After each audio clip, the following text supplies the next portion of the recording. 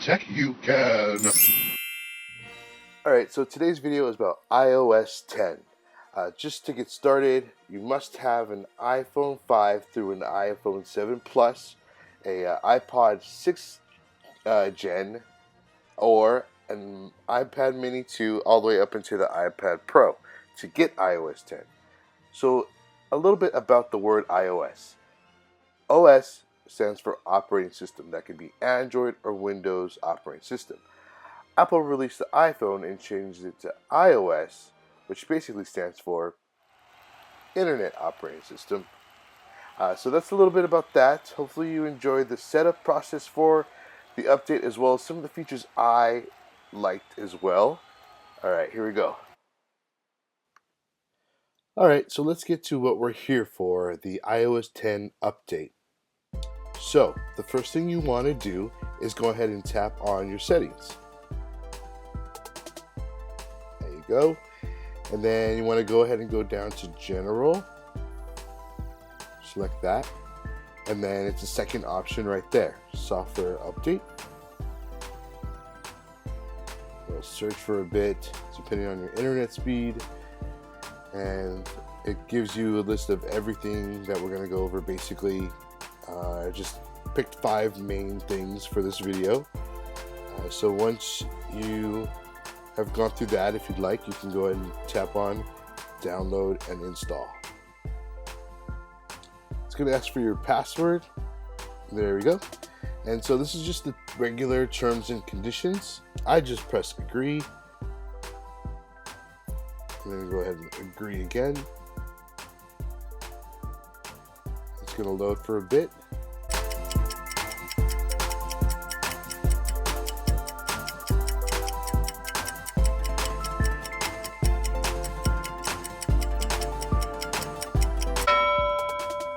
Alright, so it's at about 8 seconds now. I feel like I'm counting down to the new year. So now it's just going to prepare. Just got to give it a moment. If you notice the bar, the blue bar right above the parent update is definitely not at the end. So we're just going to go ahead and tap install now because we want to do this now. Keep in mind also as well, before doing updates, you want to make sure everything has been synced and backed up. It is possible that the phone could have an error while doing the update, so you want to make sure you're backed up, and that way when you do restore, everything will be back to normal.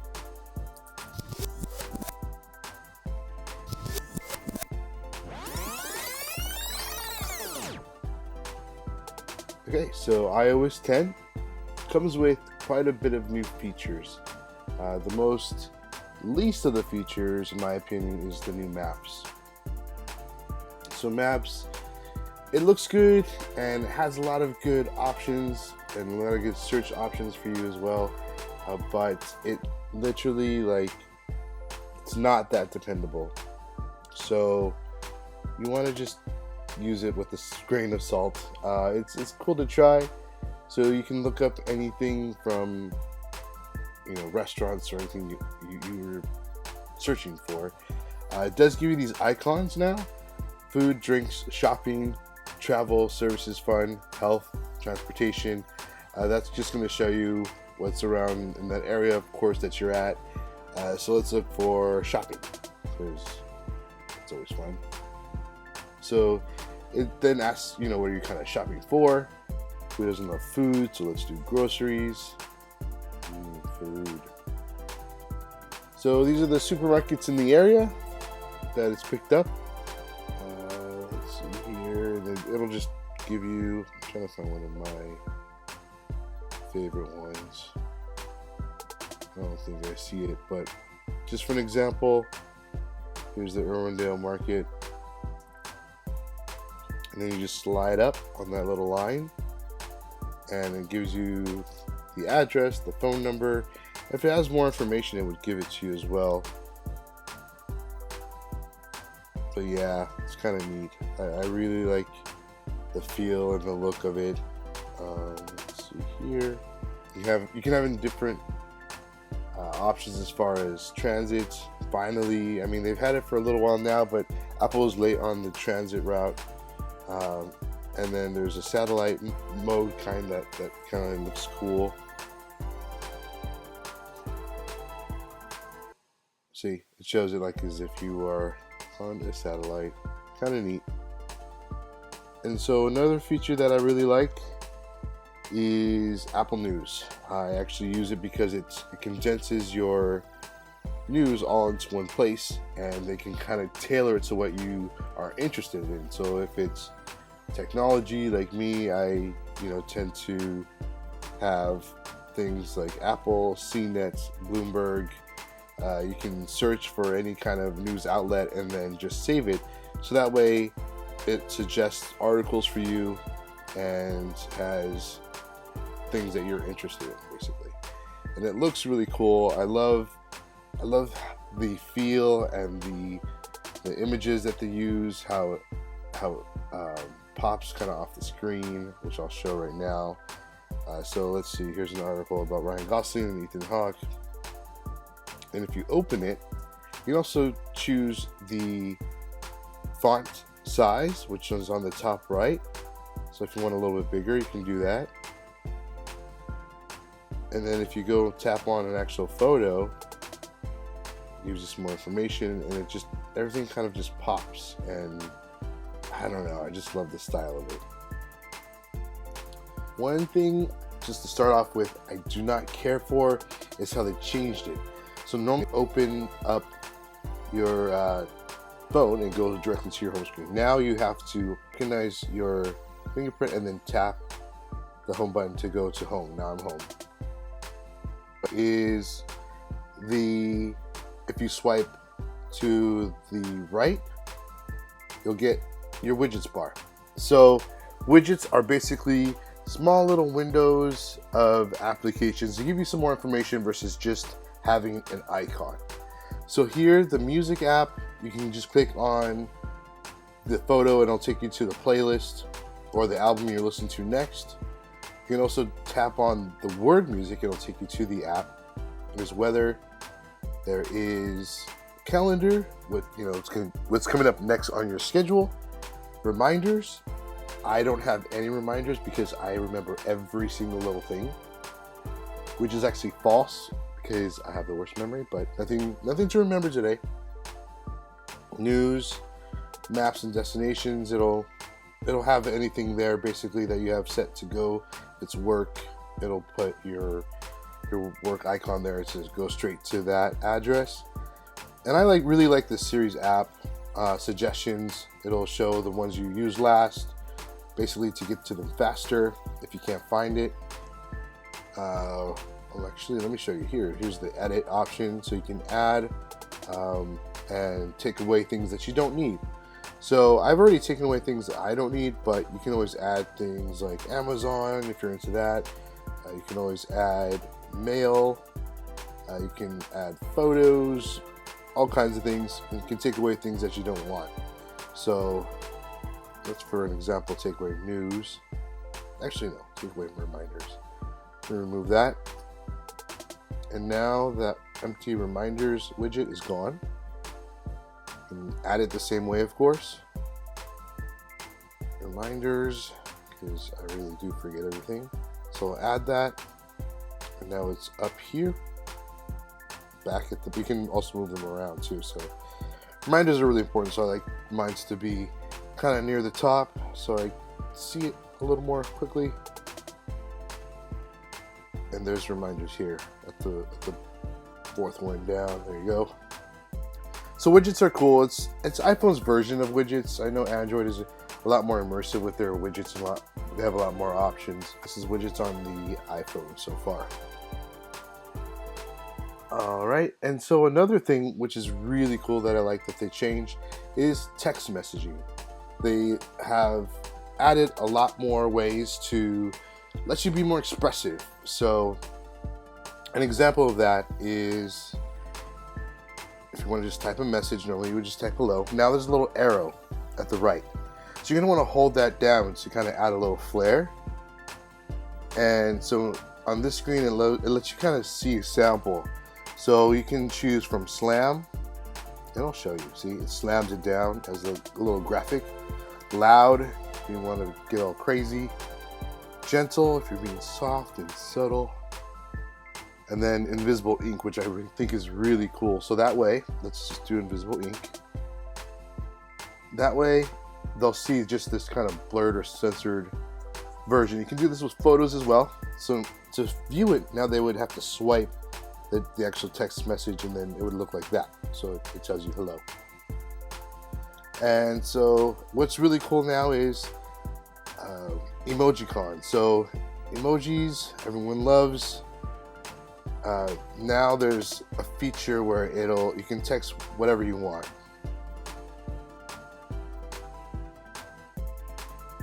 I'm just gonna put some stuff so it'll bring up the emojis, and it kind of suggests some emojis too. But what you can also do is just tap on the emoji icon. There we go. Okay, so now when you tap on the emoji icon on the bottom left, little smiley face, see how it lights up and kind of makes the words orange? You can just tap them. So you tap the word rose, it turns into a rose, house, and it'll give you different options if there's more than one emoji icon. So I like them with a tree because I like to be shady. There we go. And you just send it. And another kind of cool thing too is, my mom's gonna be so annoyed I'm sending her all these text messages, but it's for the sake of the tutorial. Another thing you can do is hold down that arrow, and you can do a loud slam. Let's just do this time, but this time you have a screen effect since she's not answering me and I'm impatient. So if you tap on the top right option where it says screen, you get bubbles there, and see on the bottom the little dots, those are different pages. So there's one confetti, one has confetti, and then there's one for the club. They're all really kind of cool. I'm sure Apple will add more as it goes. But baby, I'm a firework, so I'm gonna add this one. And then when you send it, this is what it looks like to them on their end. So I think that's so cool. I know it seems really simple, but I love it. More for messaging. See the little arrow pointing right next to the messaging text box? You just tap that, you get more options. So now if you click on the A, this is going to be in-app apps, which is keyboards for your messaging apps, basically. You can have GIFs, GIFs, all kinds of icons. I think this is really cool too. I know this is definitely stuff that is already in the App Store for both Google and iPhone now, but I think it's just better stock. Like, it just feels better. You can make reservations with your friends. There's different kinds of emojis. You can make movie plans. You know, there's all kinds of kind of cool things that they're doing. You can make payments and everything. And another cool one is like kind of heartbeat. You can do, if you want to just do like kisses and send them to them. You can do a squiggly line or whatever, and it does it right away. So you can change the colors, and if you hold down, you can really change the colors on whatever color you like. There we go. We'll just be done with that. And then there's the camera, which you send photos automatically. I'll send her this to remind her to subscribe, like, and comment. And yeah, it's just I love that they're finally moving forward with their text messaging app. So that's text messages. And let's see here. So one of the things I really enjoy too is definitely the look and feel of the photos. So photos, there we go, your Photos app, and I kind of went over this in my last video, but now it organizes things like people, faces, space detections. It's just more simple. Like, the layout is really, really simple. It has these big squares now to kind of select things. You can do a search at the top right and just kind of search for something like the beach. And it'll pull up the last photos that you took at the beach. And so that's kind of neat. I like that that's more kind of organized and neat. After you do the update, they're much more better. And yeah, so the home screen has changed a bit as well. It looks the same, but now when you swipe all the way to the left, you get your widgets as well. And those are always a good thing. And then if you swipe down while you're on your home screen, you have a search icon. So it's basically, you can search for almost anything here, and it'll pop up either with an app or a suggestion. Let's see here. So it comes up with tech. We can. And see how you get news, mail, stuff that comes in your email, web videos, other things that suggest, and a contact and notes. And it's a great search tool there. So that's just a little bit of iOS 10 and what I think is really important. I really hope you guys enjoyed the video. Please go to my YouTube page. I will put the link at the bottom of this video. Like, subscribe, and comment, please. It would mean a great deal to me. I hope you guys all have a great rest of your week. Thank you for your time. Take care. Bye.